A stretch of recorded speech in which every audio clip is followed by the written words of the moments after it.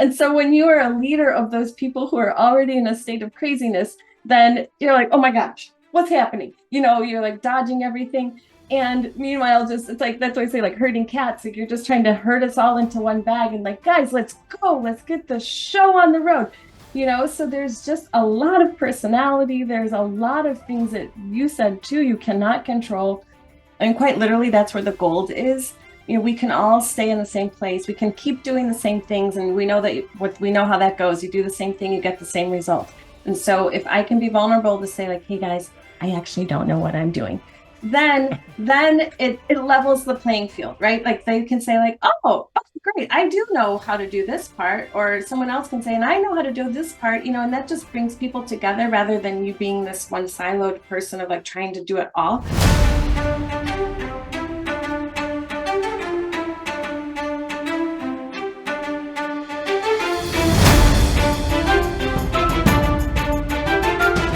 Welcome, I'm your host Stefano, and this is When Leaders Talk, a podcast about leadership and most importantly about leaders. Get ready for a burst of energy because today's guest, Peppur Chambers, is an energetic person. She's a writer, she's an educator, and she's an artist. And she uses her energy pretty much everywhere she goes. Also because she's authentic, and this is something we really touch upon in the conversation. And through the lens of this authenticity, we do explore the world of leadership in the artist world. And we will understand how difficult it can be to lead artists, but how fun also it can be, for maybe scary for someone else. We will talk about leadership from a different perspective. We'll explore not just the meaning of leadership, but what is the worst part of leadership with her and the bad experiences she went through. So there are a lot of lessons you can learn from Peppur Chambers, and I really invite you to listen to this episode. And before I leave the floor to her, remember to subscribe to this channel, and you can also go to masteryourseed.com to have more information about coaching. Also, you can follow me on social media to stay in touch with me and have an in-depth conversation about leadership. And with no further ado, Peppur Chambers.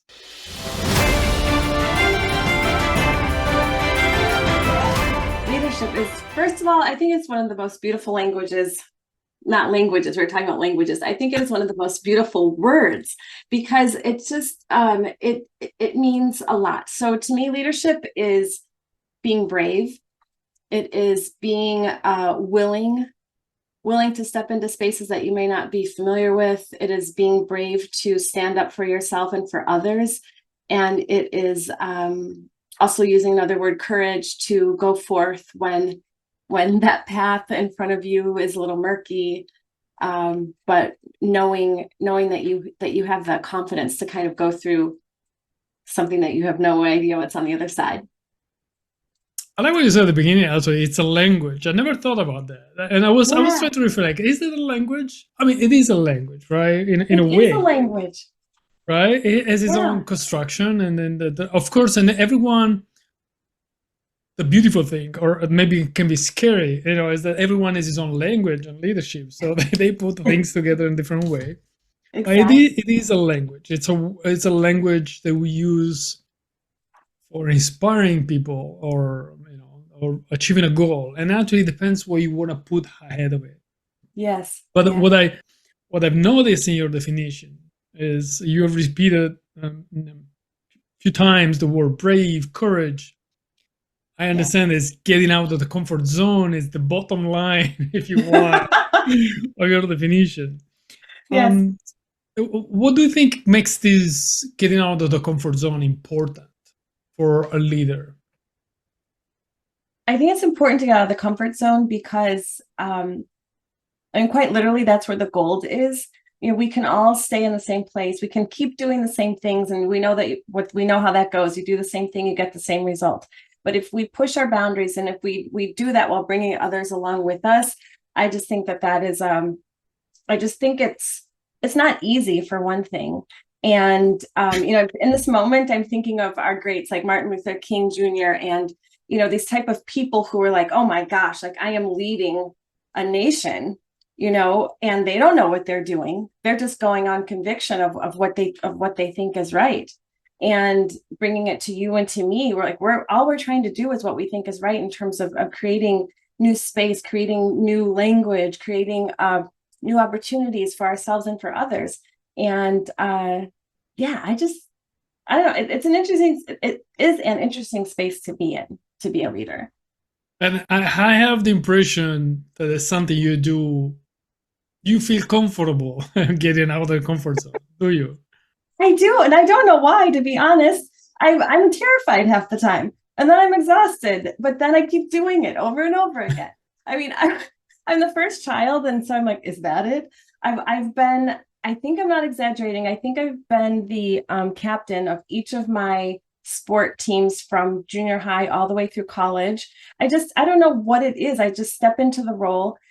I will say one thing about being a leader is that I have a lot of empathy for others, and I 100% I know that I see people, I see what they need, and I know how to bring them along towards a common goal. So I know that I have that in me. But in terms of not being afraid, I'm always afraid, but still okay to be a leader.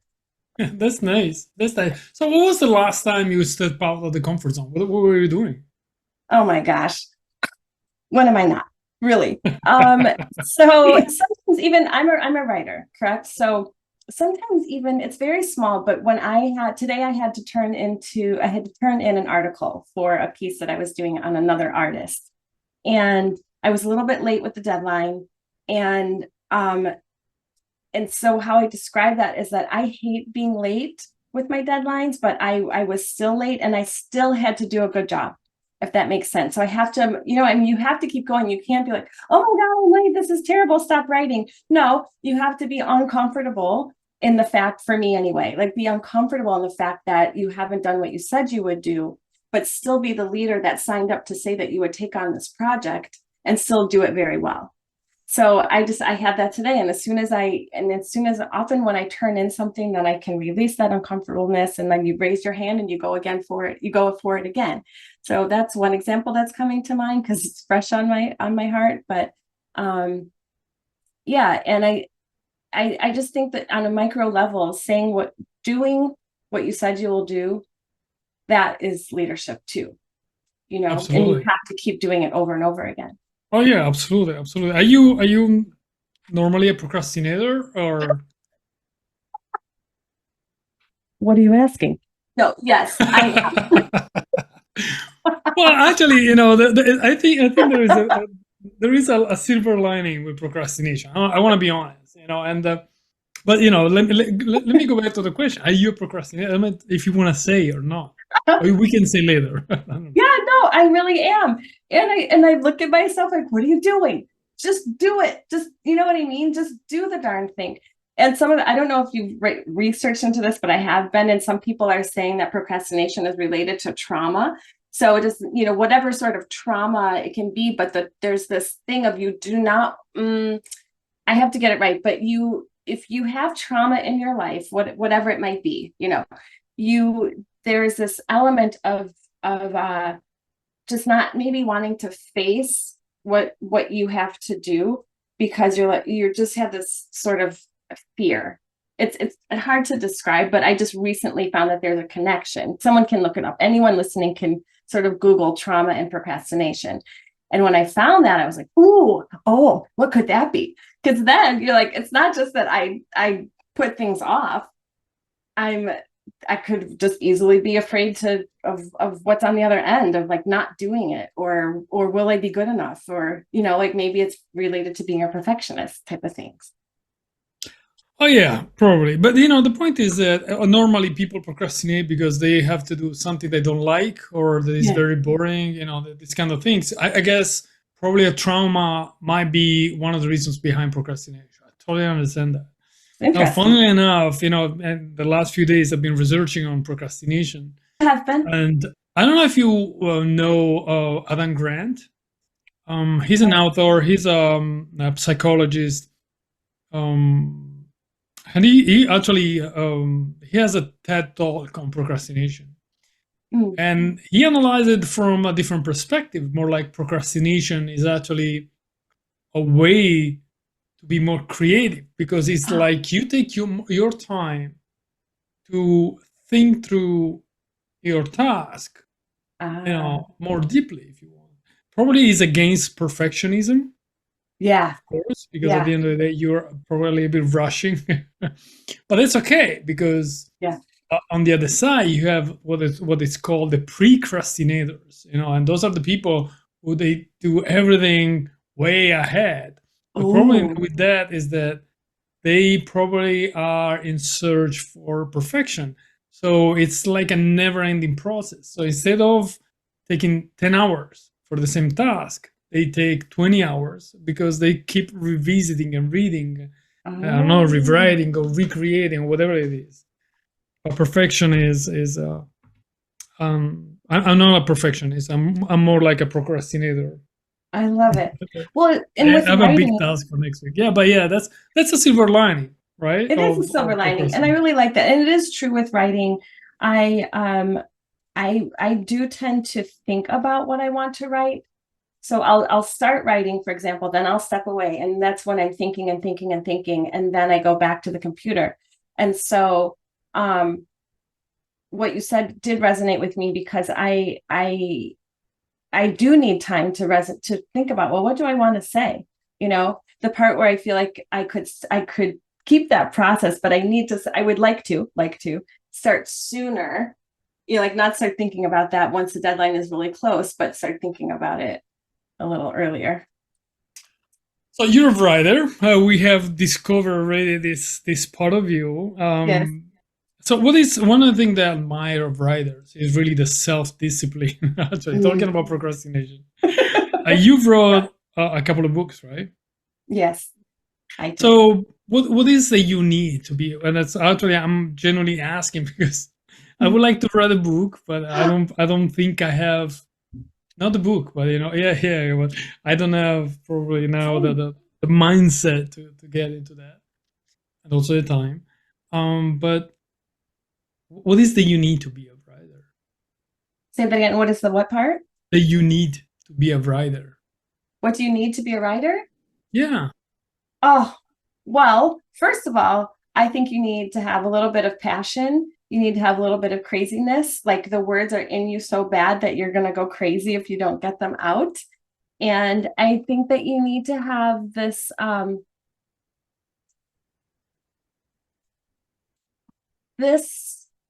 little kernel of wanting to connect, at least for me. Like I want people to read what I write and what I wrote. So let's say for fiction, with my fiction books, I have Harlem's Awakening and Harlem's Last Dance.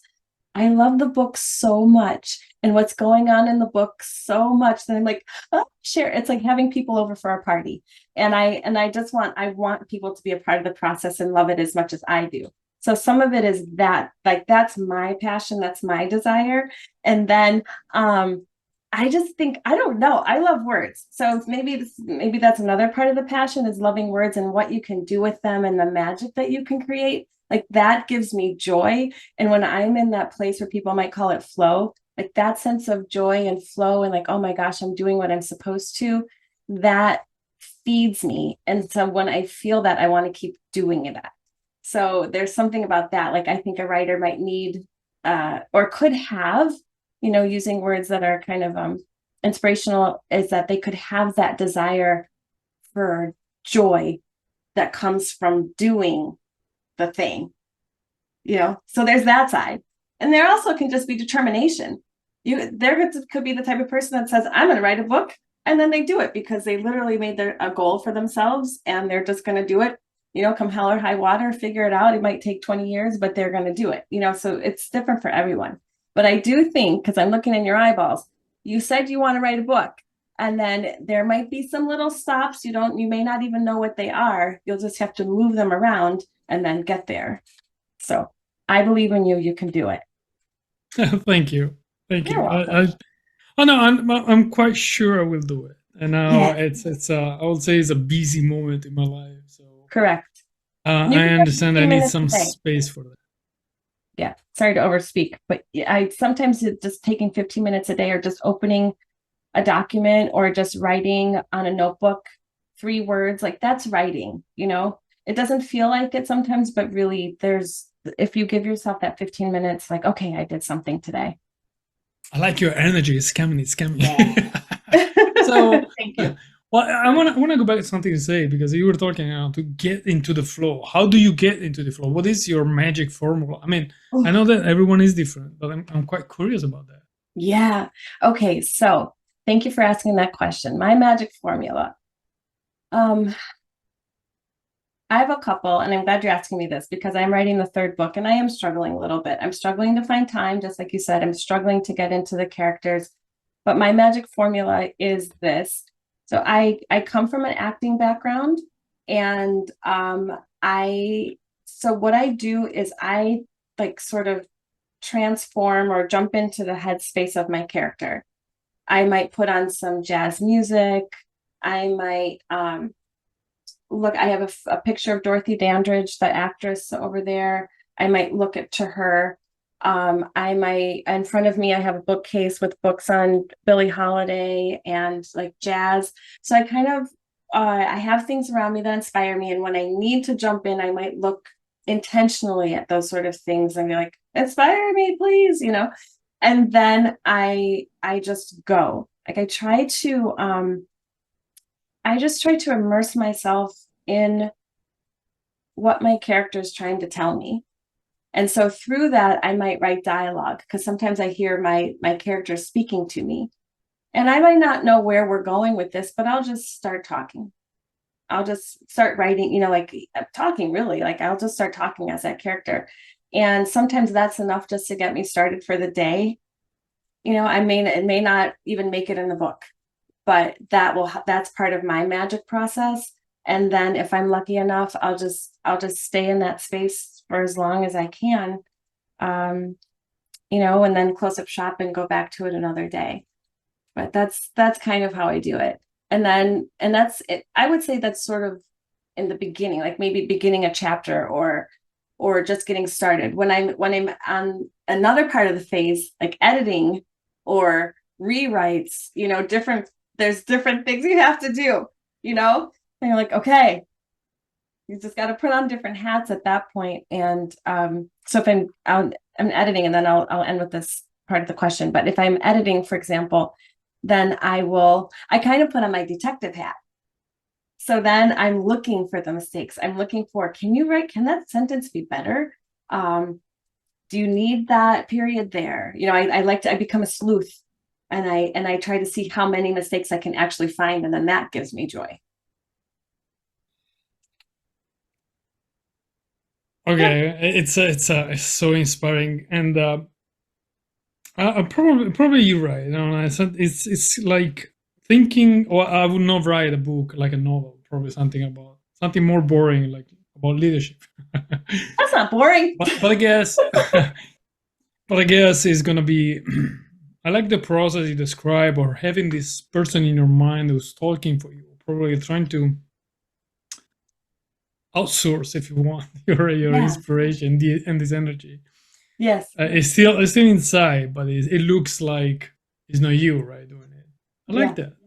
What Yeah. is that you have? And I guess this is one of these creative processes, right, where you can learn a lot about yourself. Mm-hmm.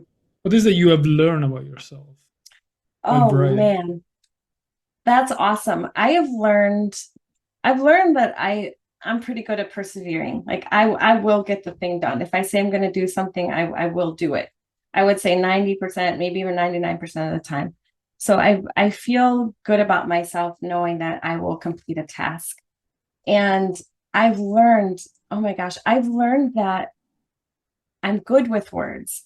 And I say that from a place of, some of us, it's hard. I don't know. I'll speak for myself.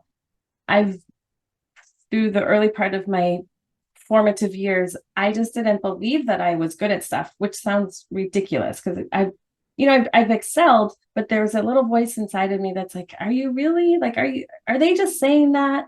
Or is it really good? And so with writing, it is one area of my life where sometimes I write, Stefano, and I don't even know. I'll go back to it and I don't remember writing it. Like going back to the flow, like I disappear. And so when I look at it again, I'm like, oh, I wrote that. Like, that's good, and I get excited about it. And that really makes me feel good. And that's what I've learned. Like I'm good with words, like I'm really good with words. And that's happiness. That's delightful. It is. I mean, I know you have a blog. It actually is amazing. I've read a few articles that you've wrote, Oh, thank you. and there is a lot of you there. It's I love the spontaneity that you put in the blog, Yeah. and I appreciate the energy that you have. Oh, It's not just one that we can appreciate now today listening to you, but thank you. also why you write, and that's I think it's a magic way of writing, really being able to Magic. transfer, Yeah. right? Magic. It is because you're able to transfer your passion, your emotions, your sometimes not positive emotions, more negative. Sometimes you're not in the right mood, but still Yeah. you write, you let the words go, and I guess many people do, probably in a more private way, Mm. like journaling, or I journal. I Oh, have a good. blog, but yeah, well, yeah, it's a way to think, right? So I love, 100%. and that's why when I coach, I often recommend journaling, because it's a way. It is, if you want, is kind of meditation, mindfulness, Absolutely. and you can process your thoughts, but you have to slow them down because you're writing them, right? Yeah. So there is more intentional. It's Yes. more like, okay, you really need to. You have time to think through whatever you're writing about. That's what I like about writing. I know it Absolutely. seems old style, but that's what it Oh, it's is. real. It's real. You need it. I mean, I personally recommend it to lots of people. I'm glad that you journal. We need it for our lives. It's important. Yeah. Absolutely, absolutely. So going back to the inspiration though, and trying to link to also go back to the leadership part of the Yes. conversation. As a leader, who is the person, real, not real, that inspires you the most? If Hmm. you have any, of course. Oh my gosh. Huh. You know what? In this moment, I'm going to go with my brother. His name is Shakir, and I have two brothers. They both are actually inspiring in different ways. In this moment, I'm going to go with my younger brother because he just came back from um, Taiwan, and he was with a friend who works in orchids. But I don't know the full story, but I'll just say they work with orchids. And Nice. my brother is one of those people, speaking of adventure and courage, and somehow he manages to like find these opportunities and stay connected to people. And they'll literally say, "Hey, Shakir, do you want to go to Taiwan?" Like, sure, and he will go, and he will just and almost always these opportunities are related to him helping someone else, and then he becomes a leader because I think in this case he may have helped them set up a booth or something, and he knows how to take charge and like do it this way and do it right and do it on time, and he is a leader in his own right in these type of situations. But within that, I love that he has said yes to an opportunity that could be once in a lifetime. And I just find that very inspiring, and how he lives his life with sort of taking care of people, but also feeding his passion of adventure type of thing. So that's right now. And he just got back last week, so it's also on my mind. Yeah. Nice. Never been there, but I would like to go before Same. it's too late. Right? Yeah. Jeez. Well, okay. Let's not go. Let's not go I'm with there. you. So apparently he's very intentional, and Yes. it's actually something a lot of people would say. Oh yeah, why not? I would like to go, and they never do that, right? Exactly. Because words are important, but actions, sometimes Absolutely. have a different weight if you want. Yeah. So what about the other brother? Because you said they are Yeah, both yeah. inspiring, right? No, totally. Yeah, my other brother, we're all very different. The middle brother is the one with kids, and he has both brothers played soccer. They did very well, and that's one brother, Darnell is his name. He is in Hall of Fame in college, and he has two kids, and they're also fantastic. Like his daughter's in college now with a full ride scholarship, and his son, who is younger, says he's going to play professionally. So they've dedicated their lives to soccer. And that's not easy, and while the other brother and myself, we are more the creatives and kind of, go out and do whatever. He's the one that has, he had the house first. And he always said that he made sure he had a house because he never knew if Shakir and I were going to be the ones that would be homeless. So I appreciate that he, like held it down for our family. And at the same time, he's been so dedicated to the talent that he knows that his children have, and it's paying off. And I look at him in a way that he stays the course. I'm not saying I don't, but I stay the course by following multiple things. He stays the course by following one thing, and I really appreciate that. I think that's awesome. I'm writing down a lot of words. It's like it seems like a coaching session. But I've written down a lot of words that you mentioned since the description of leadership, and now talking about both your brothers. And there is bravery, courage, willingness, perseveration, and being intentional, dedication. Yes. Which is the one that for you is most important? If you want to point out the one characteristic, I'm sorry. Yes. I'm going to go with intention, because I think if you are intentional, then you can get through the scary stuff. You can get through the things that are unknown. You can get through the things that might seem insurmountable, and you can get through the things that are exciting, because you have intention. Like, I know what I'm doing. Like I know what my objective is because I'm intentional about what I'm trying to achieve. Right, it's having a vision, right? It's one of the, Yeah. I consider that like one of the pillars of leadership, having a vision. I mean, it's a direction. Yeah, that's awesome. I love that word, vision, too. That's great. Yeah, well, otherwise you don't know where you're going, and then you can be the best leader in the world, but if you know where you're going, it's not, you're not leading anyone anywhere, basically. That's the truth, Ruth. Absolutely, absolutely. Well, let's see, talk about examples, and now let's try to go on the other side of the negative example.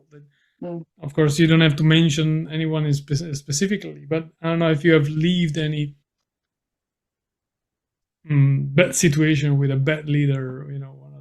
Oh, one comes to mind where, so I had a coach at a certain time in my life, and the coach, for some reason, I'm pausing because I think I know the reason, but the coach was not the best leader for our team.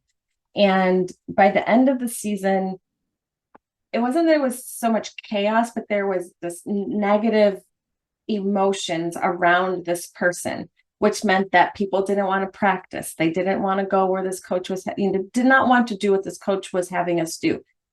And I think that the coach was not listening, was more concerned about their personal like objectives, or what they thought was going to happen for the season, and maybe what they thought. This was a women's team that I'm on, was on. I think that they maybe thought, I think this coach thought they were building the team to do a certain thing, but then didn't listen and look to the talent that was actually presented in front of them. And then because of that, not listening and not just empathy, like, oh, someone's sick and can't run around the track, like not that, but what I mean is empathy for understanding how to nurture the talent that the team does have, not berating for what they don't have. And I think by nurturing in a tough way, even, you create leaders on your team. Each individual athlete, I think, also has to be a leader in the position that they're holding on the team. But if you don't nurture their own leadership skills and you're just trying to be the leader, no one's going to follow because you're not seeing your teammates, if that makes sense. And so I think that one person is one that comes to mind that was just not a great experience because that person was not leading us anywhere, you know. And in business, I've had a couple managers, you know, and you're sitting in these meetings and they're like, oh my goodness, what's happening? And you're just wanting to roll over and die because, and the thing is that, like, putting it succinctly, poor leaders waste time, they waste energy, they squash morale, you know, which then also goes to time. And I think we've all had those type of non-leader people who are in management positions. And the thing is about that is that sometimes people are put in those positions when they just never should have been. You know, like when it comes to a manager, someone's like, oh yeah, that person's been with the company for 50 years. They should be the vice president now. No, they probably should have just stayed in a different role and put another person who is actually a leader in the leadership role and let this person keep thriving in the place where they were. So what makes these people, even if they're not perfectly fit for, you know, being a leader, become successful in a way, or yeah, well, having important positions? What is the what's wrong in a company, in an organization? What do you think is the problem? Oh gosh, it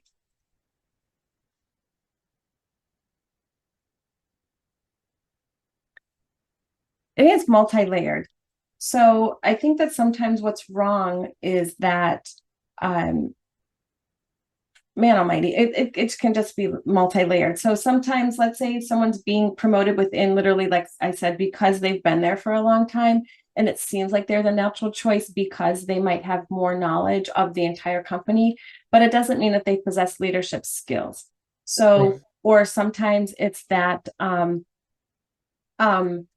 I think about how companies are built now, where, for example, my father works in HR, right? So, and he started his own HR company and works in HR now. So, human resources. So, during the past 20 years or so, HR used to be a very important position within the company. It helped build the company. And then over time, as things like during the 2008 and during the recessions and things, people are like, oh, take out the HR. We don't need that. We can figure that. So now all of a sudden, the person that was running advertising is like in front of is staffing and like hiring and firing, and they never had the skills to do that. And so now they are not a leader in they're in this leadership position, but they don't have the skills for that, and they've never probably even signed up for that, you know. So it's kind of like the right person for the right thing at the right time. And there's companies that just sort of have muddled that now because of all sorts of different reasons of trying to build a company. So I think, yeah, right person at the right time for the right thing, I think, is an easy way to sort of say why leaders aren't why non-leaders are in leadership positions. Right. No, I've been there. I mean, sometimes No, I'm sorry. I'm Continue. laughing. I know. Yeah, right. I mean, sometimes the people think that, you know, as you mentioned, competence is enough to be a good leader. But being a leader is not just knowing the processes, you know. And that's Exactly. actually what happened when you describe, you know, after the crisis in 2008, when they take the HR ways because they are focused on the process, on the task. They are not focused on how to get things done. It's just Correct. the task, you know. It's about what you need. People, you need the right people. You need people who is specialized on people. If you wanna say, Right. I totally understand. I've been there. I've seen it, unfortunately, Yes. and the results can be disastrous. Can be 100%. You lose good people, teams 100% crumble. They're not productive. People feel bad. People get sick emotionally and physically. It can really be disastrous. What is the one thing you struggle with as a leader? Oh, trying to do too much. Sometimes, like trying to, I know that I'm also a people pleaser. This is literally one thing I'm working on. And so when I say trying to do too much, it can turn into trying to please too many people, um, and not using my voice to say no. Um, for example, I am writing a book now too called Knowing Your No. It's nonfiction and learning really like the art of no. And so sometimes that can be my downfall because I spend more time um like, oh, is Lisa okay? Is Joey okay? You know? And now I'm burnt out from making sure that they're okay. And now I have less time to actually lead us and do the tasks that are going to take us forward, you know. And I can say that from I know I've talked about being a writer, but I'm also a producer, and I used to produce a 1940s dinner theater show. And what I just described to you is how I started falling into being a leader with my team, with my actors, because I really wanted us all to get the show to like Vegas or Broadway or whatever. I really wanted us to go far. And but I couldn't always pay them what they were worth, or I couldn't, there were always a lot of compromises. So I was spending time like, hey, are you okay? Can you make it to rehearsal? It's, oh, you can't? Okay, that's okay. Sorry. Don't worry. I'll figure it out. Or you can't you don't want to do this because of this reason. Oh, that's fine. So meanwhile, I'm like placating when my real job was to produce and lead this team to the next best venue, next best gig, you know, so that we could keep moving forward. And it just became emotionally draining. And and my job was not to please them. My job was to produce a show. Well, thank you for sharing this. It takes a lot to show your vulnerabilities and Thank you. your weaknesses, if you want, or blind Yes. spots. And it Blind takes a spots. lot. It does. Yeah. It's hard. And not many people are actually good at that. They will actually try to blame something else or someone else. But leading with vulnerability, I guess, it is important. Yes, I agree. Thank you. What is that you think? I know this is something that is very sensitive for you, and that's why I'm pointing this out. But what makes vulnerability, identifying vulnerability in a leader, important? Hmm. My first thought is vulnerability opens you up. Vulnerability equates with being a human to me. So it shows that I might have some blind spots, that I don't always know what I'm doing, or I might act like I know what I'm doing, but I on the inside I'm screaming I don't know what I'm doing. And so if I can be vulnerable to say like, hey guys, I actually don't know what I'm doing, then it levels the playing field, right? Like they can say like, oh, great, I do know how to do this part, or someone else can say, and I know how to do this part, you know, and that just brings people together rather than you being this one siloed person of like trying to do it all. So vulnerability has there's something about that too, where when I was saying like I know that my words are good, I know for some reason that I have become vulnerable. I'm okay with being vulnerable. I don't always succeed. Like I do attack sometimes when I'm feeling super vulnerable, but I'm not afraid of it. And I don't know where that comes from, like to easily express that to you, but I'm not afraid of it. And I know that ultimately, if I'm vulnerable, that means that I will help someone else. That by showing my scare, my fear, my blah blah blah, then someone else is gonna like, oh man, I feel that way too. Whew, okay, let me go tackle this thing now. You know, so that's I don't know. I have it, I am it, and not afraid of it exactly because I know it. I don't know you, Pepper, but I think you're one of one of these people who really show who they are, and being authentic. I would say is probably one of the most important values for you, Thank and you. that's what you are. Thank you. And unlike many of us, you probably don't want to wear masks or anything like that. I It's really this don't want or to. this. Yeah. Yeah. Well, also because it's very hard, it's a little bit exhausting for me. I mean, yes, I am open, and after this, I probably will go need to sit down, and regroup, because I do give a lot when I'm talking to people, because I love to connect with people and I'm giving of myself, and it can be, it's the thing, you got to go recharge the battery a little bit, but I would rather be authentic. Yeah, I think what I'm saying, it is harder for me to be inauthentic and be like, and I'm laughing, like, for having my nails done to like having all my clothes ironed and all this stuff. That's a lot for me.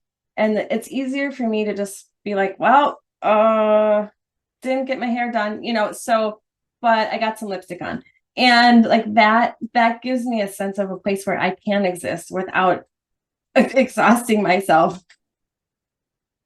Well, probably because you are an actress, right? Among other things. So when you're acting, you need to wear the mask that is your role and everything else. But Yeah. when you Yeah. are off stage or off camera, that's what you are.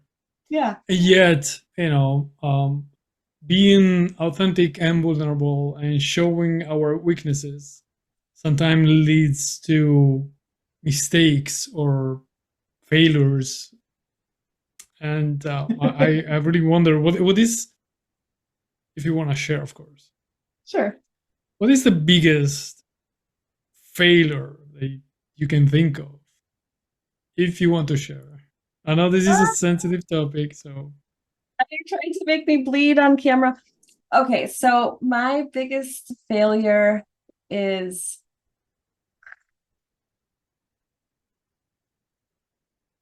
okay, the reason I'm struggling is because I've been working, like the brother Shakir I told you about. He's like, that's not a failure.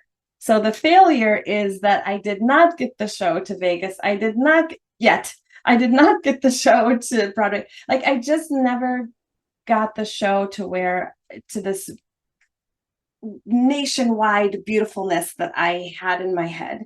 And because I didn't, I see that just because it's like I talked about, I say what I'm going to do, right? I do what I say, I do what I say. So I said I was going to do it. That's really what I really wanted. And while the show is still super unique, and I mean it's not on right now, but what I mean by that is what I created was very unique, and it's it was successful. It didn't reach the success that I thought, and I still see it as a failure. And it creeps up like on my skin and my bones, and I really have to work, like even through therapy, to like not feel that I failed. And at this point, some of that was in 2011. You know what I mean? And like it's hanging on me still. So maybe one of these days it's just as simple as stop saying that it was a failure. Just stop, like take that word out of my vocabulary. I can find another failure, that's totally fine. But stop saying that that is my big one.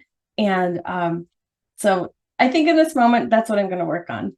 I'm going to say like it is what it was. And I'm going to choose a different failure right now. Hold on. Can I mean, probably is my coaching hat, but it seems like you are attributing your failure to someone else's decision, and it's something that you cannot control. Okay, I'll take it. I'll journal about it. Well, let's change topic. It's I don't okay. want to put. I don't want to start a coaching session, and surely I don't want to. I want to put you in a difficult spot. So, but if you No. want to share another failure, actually, I have a question because you were. I was wondering. I'm sorry to interrupt your thinking about failures. Actually, I'm saving you probably. How is it leading artists? How is it leading artists? Yeah. Oh,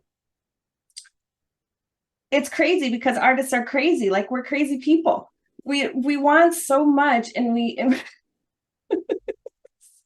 it's silly, because here's why it's insanity. There's something about being an artist that includes this level of make believe.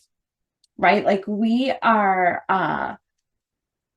gosh, okay, an actor. We're becoming someone else. We're becoming something else. We are being real in a land of make believe. And but it's us who's doing it. So we are 100% on front line to be criticized, to be applauded, to not get jobs, to watch your friends get jobs. Like, so there's so many ups and downs and failures. And so that stuff makes you crazy. And so like you really have to be strong, so strong in your core to like be able to take all these things coming at you and being taken away from you. And so when you are a leader of those people who are already in a state of craziness, then you're like, oh my gosh, what's happening? You're like dodging everything. And meanwhile, just it's like that's why I say like herding cats. Like you're just trying to herd us all into one bag and like, guys, let's go, let's get the show on the road. So there's just a lot of personality. There's a lot of things that you said too, you cannot control. People don't show up. People bought a ticket and they don't come to the show. Why? Who knows? Now you're playing to an empty house. Or one time, literally, in LA, we were doing the show. There was a rainstorm and the lights went out. And that was the one time that a reviewer from the LA Times came to the show. Never got reviewed because of that. So there's crazy stuff. It is absolute crazy. So that's why it's hard. And that's also why it's exciting. That's all I can think of. I can see that. I can definitely see that. I'm not sure I would be able to lead a group of artists. I'm probably more organized in my but I love something that I started appreciating quite late in my life is the improvisation and the Yes. Yes, these and techniques and the listening part. It's that is the good part of improvisation is really you need to really listen to someone else because then you need to build something on that. So you cannot just stop listening and think about something because at some point you need to jump in and continue the conversation like smoothless in a smoothless way. So that's what I like, and that's probably my out of comfort zone in this moment of my life. mm-hmm. So you're taking And class? no, Take a no. class. Yeah, I should. I You know, I should. know. It's fun. I sh- well, yeah, it's I know it's fun. I try to apply, even if I'm not taking a class, at least the yes and. I'm If with you. I try to apply whenever I talk to people, I really try to listen and not try. I listen with I'm intent with and you. Mm-hmm. I get curious about that. And I Yeah. think I really understood how listening is not just a matter of empathy, but is the first step even in communication. You cannot communicate if you don't listen, right? So that's another thing I often repeat to the people who comes to be coached. Um, I have the last question, and since I love this conversation, but I have to ask you this. So if a person comes to you and say and ask you, and say, Peppur, I want to be a great leader, the best leader I can. What is it I should do? Oh, What kind of recommendation would do? I would say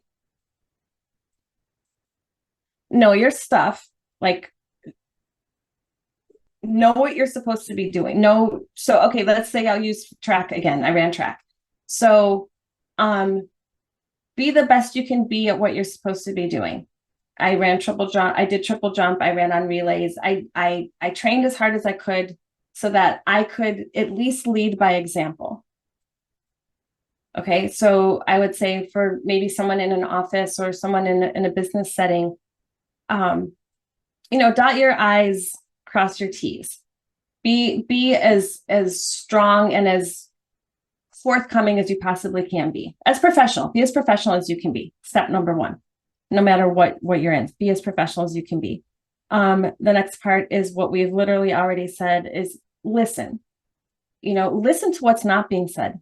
look at body language, look at what an email is saying or not saying, look at who's coming to a meeting and who's not coming to a meeting, look at who's completing work and who's not completing work, or why they're not completing it all the way, or look at those situations where you're constantly having to ask questions of, well, why didn't you do it that? Or the reverse, let me put it this way, the person that is constantly asking you questions, they're asking for a reason. They don't get it, not because they want to be in front of your face, it's because they're not getting something. So listen to what they're not getting, and then how can you help them? And then the last part is I would say to bring some fun, like bring in, like everything doesn't have to be so, like every meeting doesn't have to be in an office. Go take the meeting in a park. And I'm really serious about that. Like find ways to make things fun, because for one thing, like this is our life, and who wants to be stuck somewhere miserable? Like just find the joy, find the fun, and people will enjoy being around you, and you'll enjoy being around others, because there, at least at a minimum, there will be some laughter. Laughter is contagious. Oh my gosh, those are my things. Oh, thank you, Pepper. I really appreciate this conversation. There are a lot of things I'm taking with me. I really appreciate your openness to get out of the comfort zone, and how this is important. How everything outside the comfort zone is gold, is using the same word that you said. And the other point I really appreciate is about the intentionality and the listening. And I think those are important characteristics for any successful leader. So thank you for having been with us, for having shared your experience, and most importantly, your energy. Has kept us very much focused on you and what you were saying. So thank you very much. Oh, thank you. And thank you for your great questions, and for like allowing me into your space and having a conversation with me. I really appreciate it. I learned a lot too. You just learn so much from yourself in these moments, and it's nice to share with someone.